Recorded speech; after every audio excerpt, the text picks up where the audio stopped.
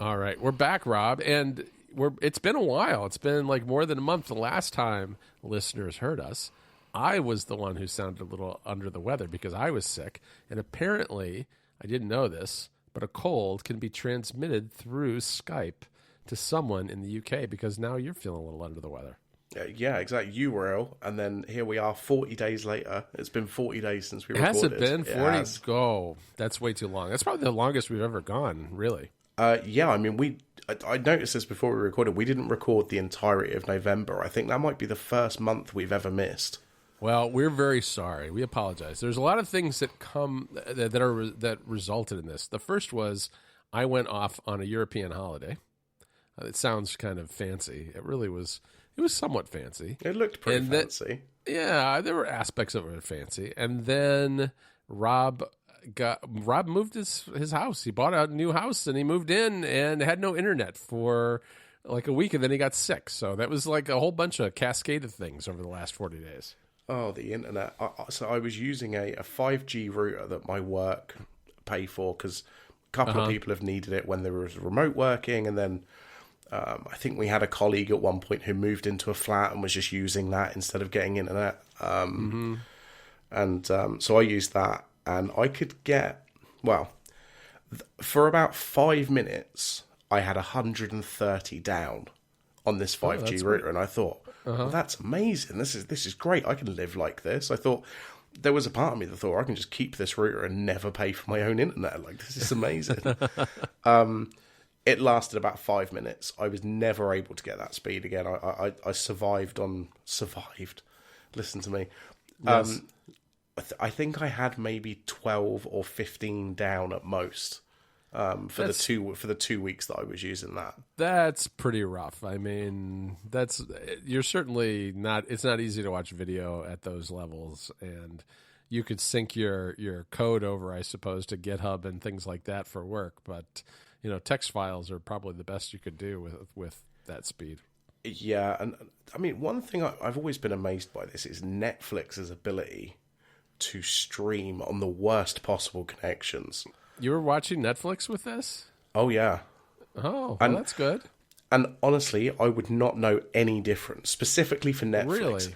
Other services did struggle. Disney Plus, Prime, you could tell it was a slow connection.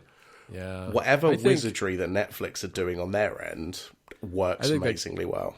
Yeah, I think they crunch the files down pretty hard. They compress it pretty hard before they send it to you. I mean, yeah, and I mean, I guess they're probably doing some smart detection, obviously, too, so that if they know you have a good up and down speed or good down speed, really, you can stream it at 1080 or 4K. But yeah, that's good. At least you weren't without your television. You had something to watch, which is always good, especially when you need a break from unpacking boxes and doing all that kind of stuff.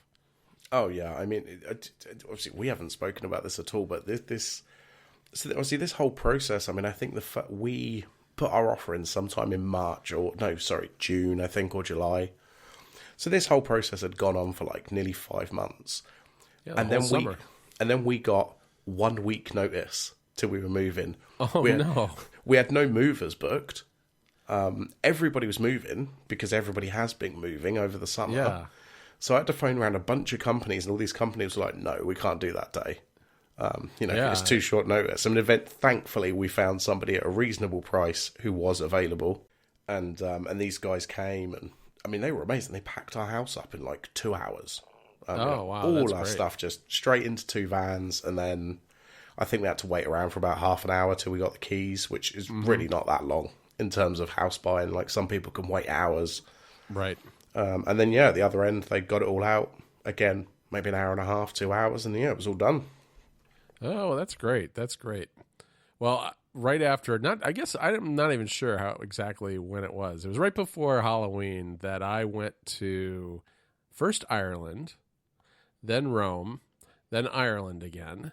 And I guess I kind of got in and out of Europe at right about the right time because things seem like they're getting pretty hairy again in a lot of countries, but including Ireland for that matter, and England, although I wasn't there. But I went over for my son's graduation, which was really fun. It was in Latin, which was kind of neat, in an very old building. Trinity College in Dublin was founded in the 1500s. I think it's Europe's oldest university, and there's a lot of old traditions there, and so that was a lot of fun, and we had a good time hanging out there. And Jennifer was with me she was there for the first stint in Ireland, but then she left, and I was there for another day, and then I went on to Rome to visit with Federico because we were just kind of planning out Mac stories for the next year.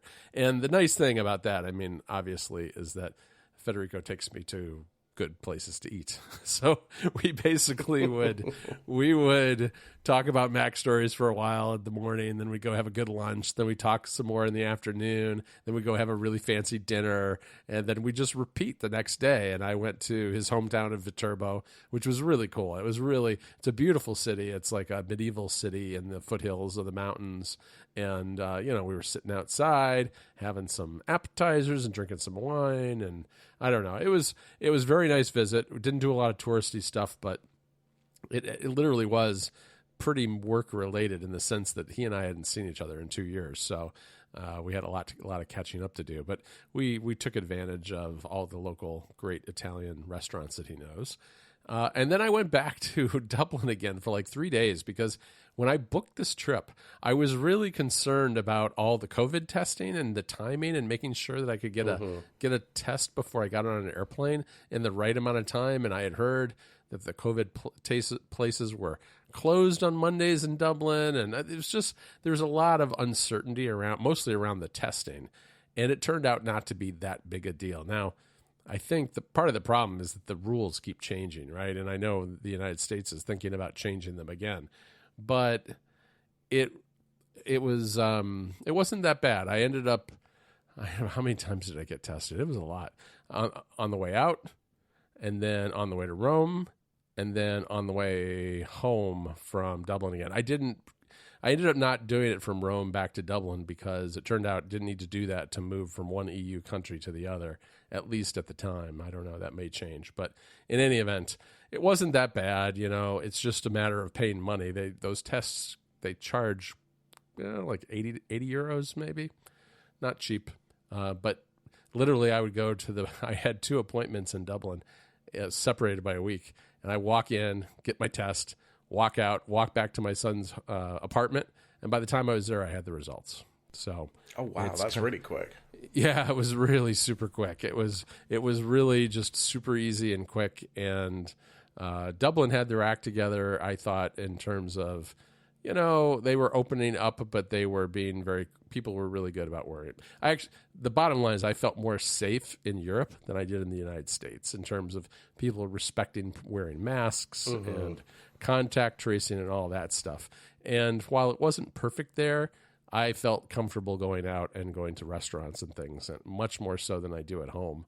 And I don't know, maybe that was just me, but it also felt like the people both in Ireland and Italy were being more careful, and especially in Italy, where you could not walk into a place without showing some sort of proof of vaccination. So that was kind of interesting.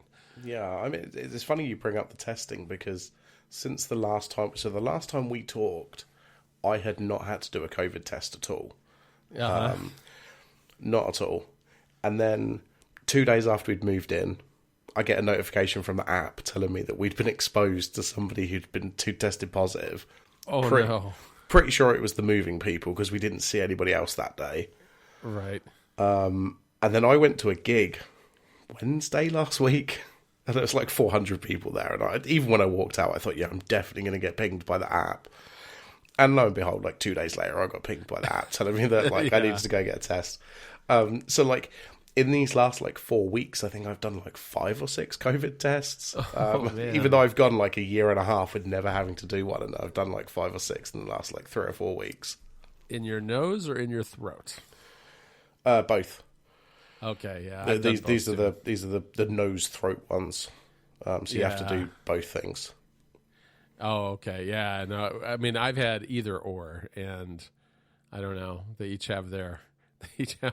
both are somewhat unpleasant, but not awful. So, I mean, it's not like the end of the world. On the other hand, it does feel like someone's tickling your brain when they put it in your nose, and and touching your tonsils when you do the throat. So, yeah, well, I'm gonna have to I'm gonna have to do another one as well because obviously everybody can hear that I'm not well, and I'm like, Yeah. I've done tests, and I've done a proper test, and I've done like the rapid test, and I'm like, but I'm still not convinced, and I'm supposed to be going out, so I'm going to do more COVID tests just to make sure, because I really don't. It's one thing if I've got it, but it's another. I don't want to spread this to people. Like that's not fun. Yeah, no, and the reality is people still get sick with ordinary stuff like a cold. I got a very bad cold, and it was because my family, my wife and son were both back at the high school where she works and he goes to school, and brought back some kind of cold virus. And I was totally fine, fine in the sense that I didn't have COVID, but I did have a pretty nasty cold for a couple of weeks. And after almost 2 years of not getting sick because we were so isolated from everybody else, it was no fun being sick. I felt a lot worse than I normally would if I caught a cold in the past. Oh yeah, I definitely think that's what it is. That because I very very rarely get sick. Yeah. I mean to the point I phoned in sick for work last week, and I think I've only done that like 5 times in like 8 years. Like I do not get sick enough to phone in sick for work. But last week I was like, no, I'm gonna have to just lie on the sofa and do nothing. Yeah. Well, hopefully you'll be better soon. That's enough sick talk, Rob. We need to move on to something more fun. Do you have any video games you've been playing recently? Oh yeah, I got Hot Wheels Unleashed on sort of your recommendation. I was already interested, but you sort of told me more about it, and that made me buy it. And yeah, I've been having loads of fun with that. It's so good. Yeah, it's a great game. It's just super low key and lots of fun things you can do, and a lot of nostalgia built into it. But it plays.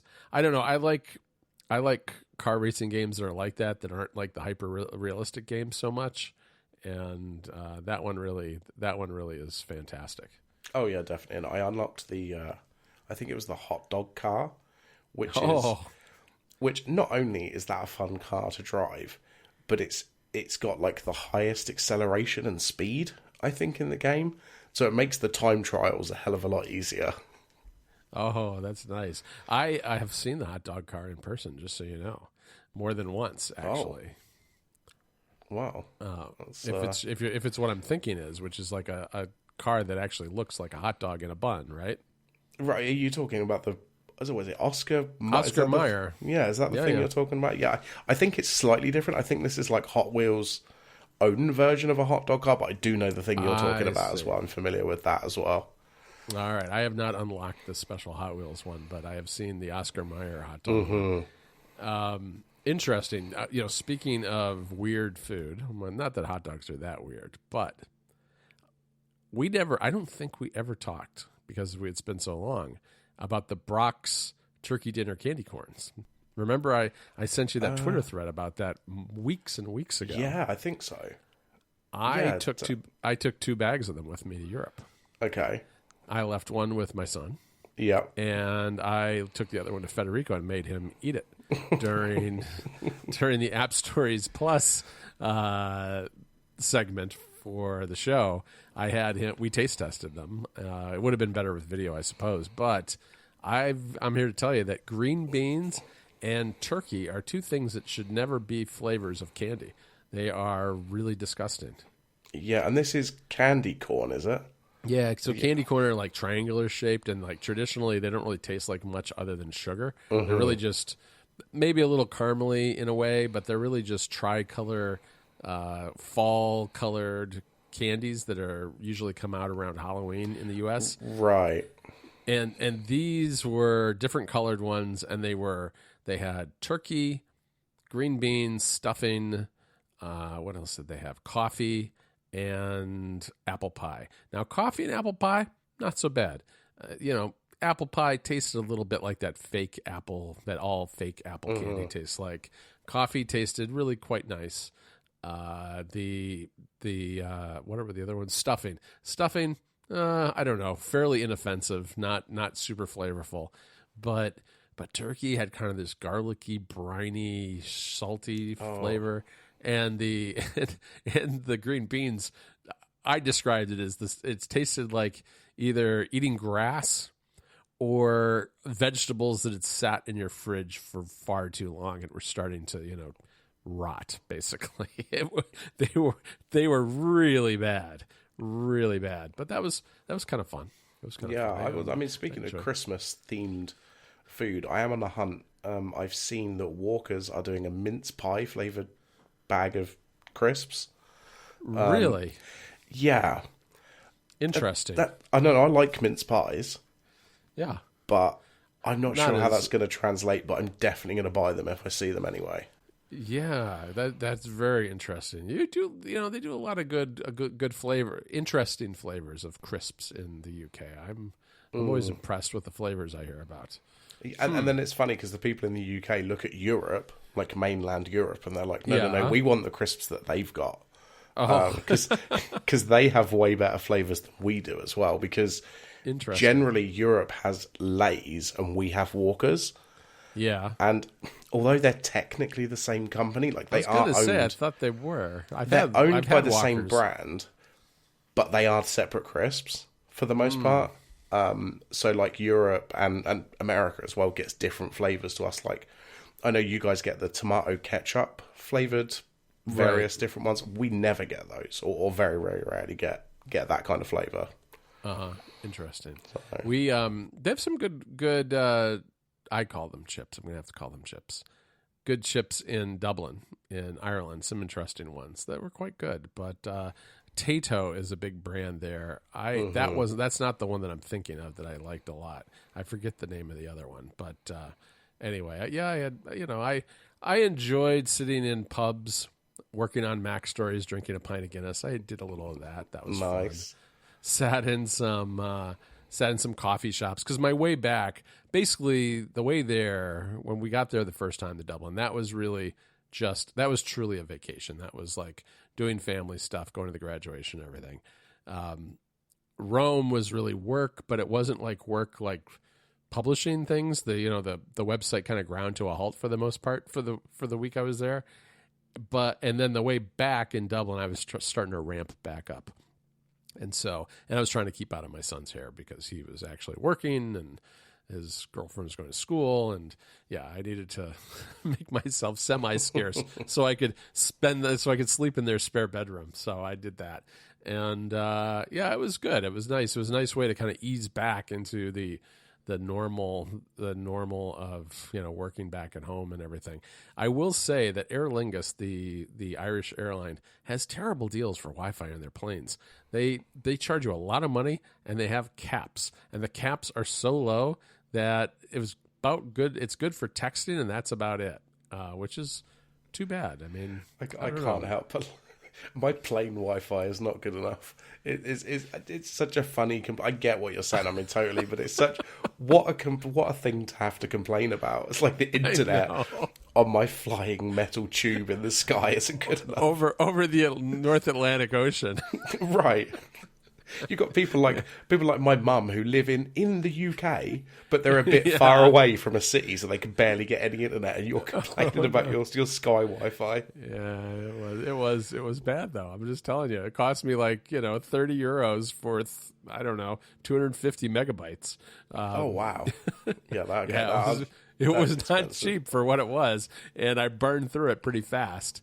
The other thing I did was I was in economy, and I actually wrote an article. It was a little experiment. I should probably write about this, but I wrote an article on the iPad Mini using the little mini swipe keyboard, like 1,000 words. Oh my God, really?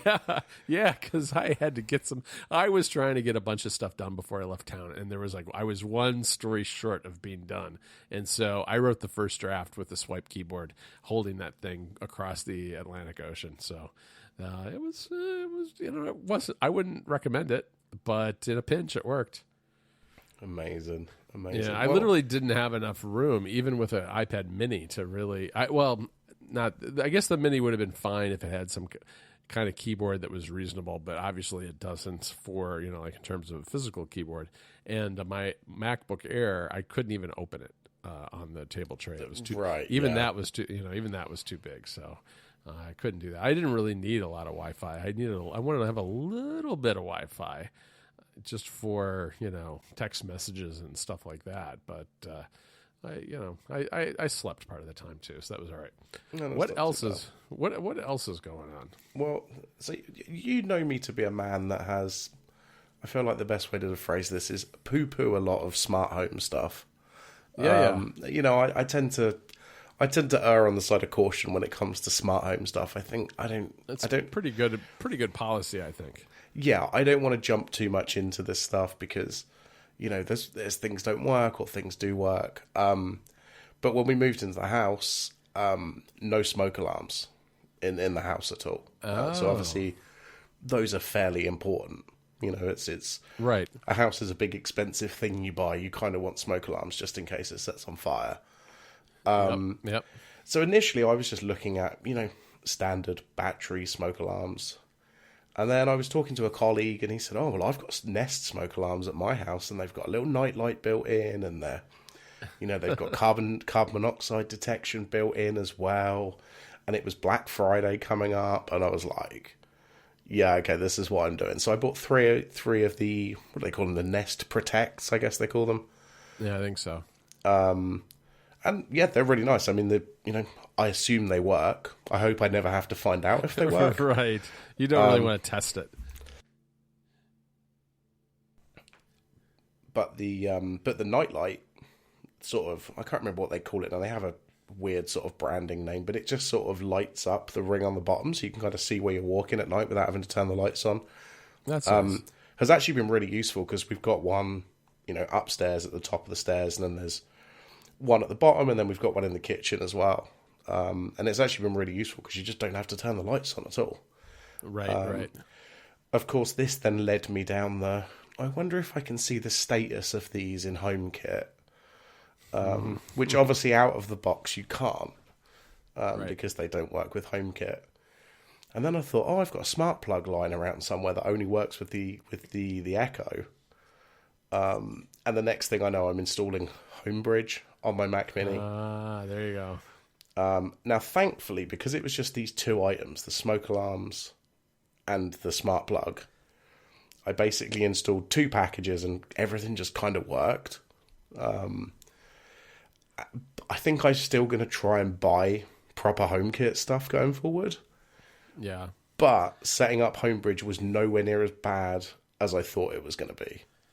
Well, that's good to hear because I've always hesitated because I'm part of what I do is I test this stuff. So I'm kind of both hesitant to go too deep on certain kinds of home automation stuff, but I also try a lot just because of working at MacStories. But I came to the conclusion a couple of years ago that you're best off just like riding one horse and sticking with it, you know, whether it's HomeKit or Google or Amazon, whatever it is, mixing and matching gets messy and it can be problematic. And if you only have one set of problems to deal with, it's fewer than, 2 or 3 sets of problems, which I appreciate. But and the other thing about like HomeKit and any of these things is that sometimes you're just buying yourself trouble because, people figured out how to lock doors a long time ago, and it's really easy with a key. You just kind of turn it and it works. But if you have an electronic lock and something gets, is off and doesn't work right, that's not a good thing at all. Now I know they all have backup, like, keys and that sort of thing. So maybe that's not the best example. Maybe a better example is like my garage doors, which, I like having them on HomeKit, but they do need to be kind of fiddled with every so often because something gets askew and isn't quite communicating with the network properly. But yeah, so I stick with HomeKit. I mean, I mostly lighting stuff more than anything else, but I have this Roomba, and I know you can put that on Homebridge, and I really don't like the Roomba's app because it's very slow to connect. Like, I have fast Wi-Fi, but the Roomba is very slow to connect to the app because what I think it's doing is it's phoning home to the Roomba servers and then communicating back down with the app, and it just takes too long. And the app's not very good, but it's the only game in town, really. I mean, I know they have IFTTT support, which is fine, but you can only do certain things with it. I'd like to do more with it, and I'd like to have it part of the HomeKit setup that I've got, but I don't. I mean, which is okay, I guess, but I'm kind of living with it, and it's fine. And I really do like having a Roomba, by the way. But I have not set up Homebridge because I don't know. It seemed awfully fiddly, but I do have a Mac Mini sitting in my closet, just doing. Right now, it's not doing a whole lot, so yeah, I could use it for that. I would be the first to complain and tell you if it was a terrible experience. Like, I'm not right. I don't work for Homebridge. I don't care. What I would maybe suggest you do is you install it. It's relatively easy to install. I think you just run a command or something and it installs. Yeah. Try the Roomba plugin. If it works, great. And you can maybe try some other stuff. If it doesn't, just move on. You've tried it. Right. Because there was a couple of other bits. Like I've got this... I've got like an LED light around the back of my TV that's it's a separate thing. It's not part of the TV. Right. And there's a plug-in for that, but apparently my specific model didn't work. And I was like, okay, fine. I can just move on. It doesn't matter. But yeah, that would be my suggestion is try it with the Roomba. If it works, great. If it doesn't, just, you've given it a go and you can move on. Yeah, no, that's a good suggestion. I'll tell you one thing that I am enjoying, even though it's fairly limited in what you can accomplish, is that shortcuts for the Mac, the home app actions are actually pretty solid. I had been experimenting with some third-party HomeKit apps on the Mac that used URL schemes and other things to trigger lights. And while they have the ability to do things that the Home app can't, the URL schemes tended to fail with a fair amount of frequency, especially if my Mac had gone to sleep. And, one place where that's an obvious problem is when I get up in the morning and I want to turn on the lights in my office and my Mac's asleep because I haven't used it since the day before, and the lights I can't get them to go on with shortcuts right away. So the home app actions, though, are pretty solid, and you can control individual devices like lights or thermostats or whatever it happens to be, but you can also trigger scenes. So those are the two main things. And, it's not the best, but it's good enough. And so I've taken, I have like 3 different mini shortcuts that are super simple. All they do is turn on the lights at different levels, low, medium, and high. And I can put those over onto a Stream Deck because I'm now one of those Stream Deck people that are so annoying on the internet. Putting them on a button so I can just press the button and everything works. But the Stream Deck actually is pretty cool. Well, if you if you decide you don't want your other one, whatever it's called, the Loop Deck, yeah. You surely you don't need that. You can just send that to me. It's fine. I'll look after it for you. All right. I will tell you this. So I have learned the differences, and the biggest differences, well, aside from the fact that the Loop Deck is a lot more expensive because it's made out of metal, looks nice, and is elegant, whereas the Stream Deck, as useful as it is, it's a giant hunk of plastic that I think is a little bit ugly. But it obviously, the Loop Deck has the knobs that are pressable, which is really neat when you're doing something that has that kind of, like anything that you would put a slider on in software is great for a knob because, whether you're editing photos or whatever, you can, or adjusting volume or brightness or whatever, you can use the knobs, which is handy. But the other thing that's really cool about the Loop Deck is that it has this notion of different interfaces for different apps. It's very app-centric in a way that the Stream Deck isn't really. Stream Deck did something similar, but they don't do it as well because the Loop Deck, it will, like if I go to my Obsidian, which I'm one of those people too, and I'm writing in Obsidian, it has a whole different UI for all the things I've programmed the buttons to do. On the Stream Deck, it does the same thing with profiles, but it's not very good about switching back to like your default profile after you leave the app that you were in. So it's just not as elegantly designed in terms of the software. And I don't like the big chunky buttons that are clear with the LEDs behind them because they may work great for streamers who need to kind of press those buttons and not really look at them. But when you look at them, they're these big concave clear buttons that distort the icons under them, whereas the Loop Deck is a nice flat matte LED button that's high resolution and looks fantastic with the icons. So I've I'm torn. I actually was using the iMac, the M1 iMac that I had on loan from Apple, with both, one on each side, which is a little much, probably. Yeah, that might be a bit much, but no, you're right. I mean, when I've seen pictures, I think you posted one today up close of the Stream Deck, one of the buttons or something, and it just doesn't look great. It really doesn't. No, it looks like a kid's chunky toy, right? I mean, I don't know. It's like it bothers me. I actually kind of like, well, so the M1 iMac is gone. I sent it back to Apple 2 days ago, which is kind of sad. I really like that computer, and I'm not buying one because I want to see what they come out with next. I have started to run into 16 gigabyte RAM limitations on both my MacBook Air and on the M1 iMac when I had it.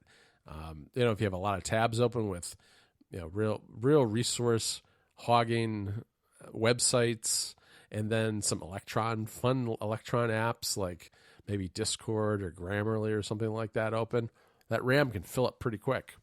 And so I really would like something that has a minimum of 32 gigabytes of RAM and a bigger screen, because I've gone back. So what I'm doing now is I've got my MacBook Air, and it's just hooked up to a hub and to an older, it's like 4 years old now, a 4-year-old LG 4K display, which doesn't look, none of it looks nearly as nice as the iMac, but it's really the same computing power because they're both 16 gigabyte M1 Macs.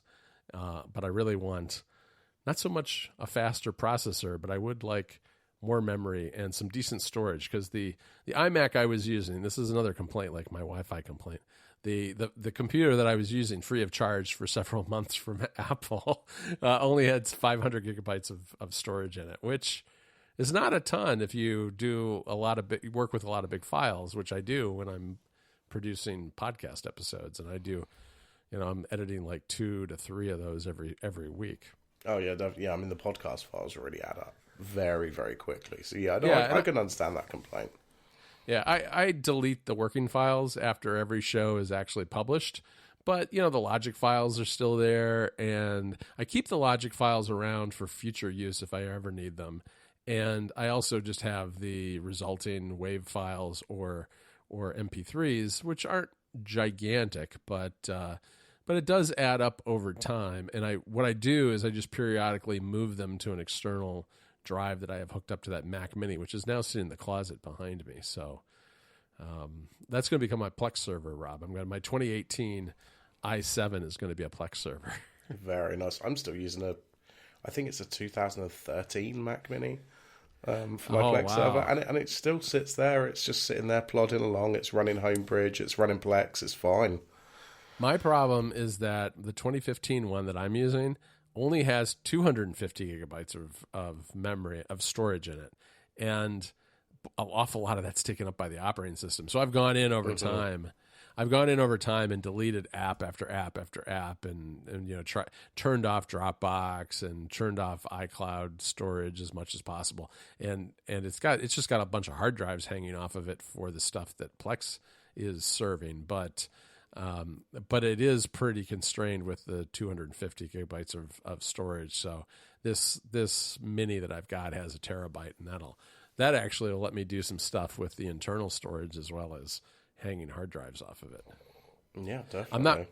I'm not going back to the Mini. I'm not going back to the 2018 Mini. As much as I like that, it's hot and it makes noise. And even now I sit at my desk with the M1 MacBook Air, which is totally silent, and I have this Mini in the closet, and I can hear it, especially with the drives that are connected to it for backups and stuff. I can hear that whole contraption going in the closet, and I just don't want to go back to doing that. So I'm gonna wait out Apple and see if they come out with. I want either a more robust Mac Mini that's got an M1 Pro or Max, or a bigger iMac, something with a bigger screen. The screen on the M1 iMac is amazing, and I really want it, but 24 inches is just not quite big enough for what I'm just used to having a 27-inch 4K screen. I don't really want to shrink that down at all. Yeah, no, that makes sense. That does make sense. Well, I think we've done it. We're back. We after however long it's been, and that went all right, I think. Yeah. No, it's good. It's good to talk to you again. I hope you're feeling better soon. We will, try to be back in a couple of weeks. I don't see why we won't be. Maybe we'll take a little time off at the holidays. I don't know. I am with some of my other shows, but we're back hopefully on the regular schedule now that you have a house to live in and I've got I'm internet back in America. Yeah, you got absolutely. internet. All right. Well, I guess I'll talk to you later then, Rob. Yeah, I'll speak to you later.